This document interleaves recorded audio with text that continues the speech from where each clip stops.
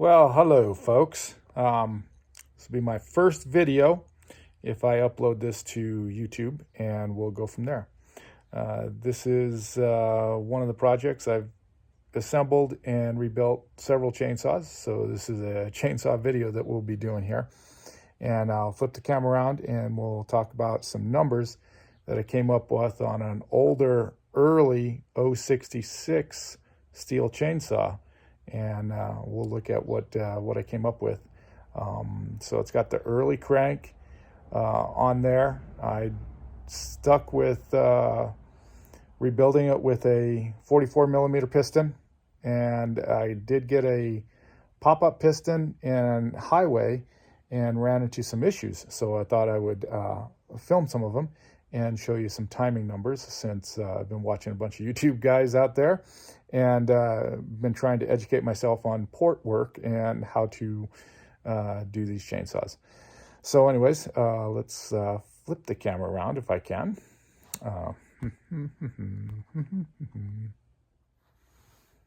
Okay, now we're back to my messy desk shop.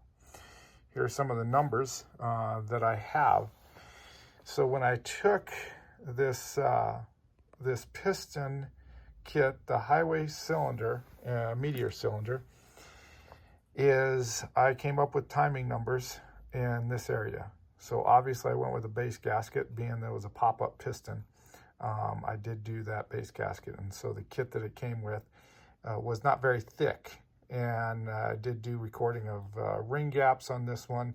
And so these were all my numbers that I had when I put it together. And I had ran into an issue after getting it together, so now it's back apart. But I had all the timing numbers that I had here without really working this cylinder. I did change just that ramp at the bottom, but these are out of the box numbers that came with this highway cylinder and pop-up piston. So kind of, if I understood this correctly, it's kind of large, right? So anyways, I ended up finding that what we had an issue with is that my spark plug, and you can see that right in here, my spark plug ended up hitting the top of the dome. So it actually sunk in a little too far on this. So at least it wasn't run very long. It's still actually in really good shape. There was some weird scoring here, and I'm not sure quite what caused it. Either lack of lubrication or me not cleaning very well. So it could be definitely operator, my part error. So anyways, that's the piston that came with it. And here was the cylinder that we had. Like I said, I have done some widening. This is like finished product from going back in there now and re-widening things. And as you can kind of see, I am first attempt at giving some little ears on the intake side. I did not lower the floor at all. So the floor is actually stock height of where that's at. So that's you can kind of see my my transfer work that's going on. You can kind of see what goes on in there. I do have a ring in there, just checking overall where the numbers were set for the exhaust, and it's coming out flush. And so I'll show you what I'm using. And so now I'm just using a regular flat top meteor piston that I have, that is stuck on there, and I like the numbers and timing a lot better. So this is kind of what we're looking at, and there's my degree wheel, and that's everything that's going on with this saw. So as we can see, it's a well-used saw, but I went in and put different work, different crank work and so forth in there, and put new bearings in, because this one actually ended up grenading, and something funky went off and the bearings were bad. But anyways, as you can kind of see, I have done some work when I had it apart in the ramps in here to get a little bit better flow, because it had a hard edge, as you know, with these saws, as well as the 044, 046 is even a little bit worse. So I have created some little bit in here of rampage Not much, but figured that it could help with transfer and flowing air into there. So that's kind of what we're looking at in a nutshell. You can kind of also see, if I place this in here, that the two different pistons, the highway piston does not have a little ear down in here. And so those are kind of interesting nuances that I'm going with. So it had very good compression with the pop-up piston. And now when we go back to looking at our thing here, with the flat top meteor piston, the ring gap on here, it's a double ring piston. These are my numbers actually. And like I said, I have not changed any numbers for exhaust when they open and close, after top dead center, before top dead center. So both are sitting at 94. I got 127 for transfers is when they open, and then 87 for intake.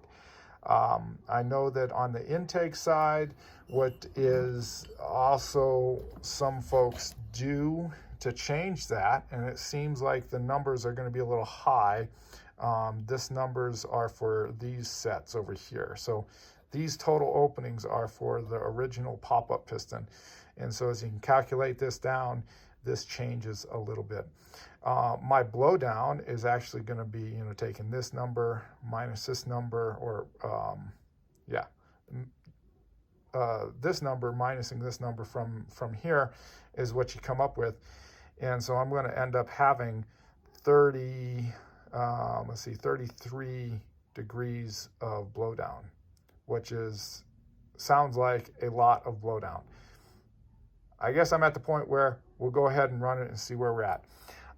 If it doesn't work and there's no good, then I can come back in here on the intake side and I can do some JB metal welding, filling the bottom up so that I can manipulate this number here. Now, I really can't do much with this number except put a bigger gasket in, which then is going to change my squish rate, which is going to be all over the place. So right now with this number, with this meteor, my squish is going to be at 25 thousandths, which is pretty decent. And I don't feel like I'm going to change that. The squish rate before was 22, so 25. These things are ballsy saws in the compression ratio, so I'm going to leave it at that. This is an older stock one, just kind of looking at different numbers. And of course, these numbers were actually a little bit better, a stock cylinder, but this one is not going to be cleaned up. Inside, when you get way down in there, you're going to find that there's some plating issues from this old cylinder. So I cannot use that one on here. And then of course I did the exhaust trick a little bit there. It already has a pretty wide opening. I'm not going to really do much on the exhaust, and we'll see where that goes. So anyways, with this saw, we'll see where it goes. I might put it up on YouTube and see if I can get some of the better saw builders out there to take a look at it and maybe make some comments and see if it works. I'm going to throw it together, like I said, and well, see what kind of power we get out of it. All right, well, hopefully for my first video, this isn't too bad. Obviously, I don't have any tripods, and I'm holding this by the hand. Anyways, I hope you guys enjoy it. Maybe it's some insight. And again, with this final note, this highway cylinder, it's not marked, so this is actually a little older cylinder, at least a year old. It might be a 2-year-old in stock. Some of the issues that what happens when I go on and buy parts at YouTube, or not YouTube, but buy parts on eBay or Amazon, sometimes sellers have some old stock, and this is what you kind of get with. It looks like newer highway stuff. I have not gotten an absolute brand new one, but they actually seem to be a little bit better. At least watching other people's videos. So anyways, hope you enjoyed this. Hope it helps. Like I said, this older version, what you're going to find, it seems like, as why the spark plug, from what I did, is set in there and contacted here, was because it is actually a shade thinner than the stock one as far as how far the thickness of the wall here. So this is a little thinner in here, and the spark plug sinks down in just a little bit deeper. I kind of found that the same with the decompression plug. Of course, I actually did not use the decompression plug. I plugged it with a bolt, and that was the same way. So when it came inside, you could see how from a stock cylinder, how far, and this one. And so that was a biggest problem. So we'll see if this works or not. Maybe it works, maybe it doesn't work. If not, at least it's a good experiment. So hopefully you guys are doing good out there. Keep experimenting with chainsaws. They are a blast if you are mechanically inclined and just want something that's a little smaller than, say, a big old hot rod or a big truck or something like that. And a shade cheaper, of course, in that department. So anyways, enjoy, guys. Have a great day.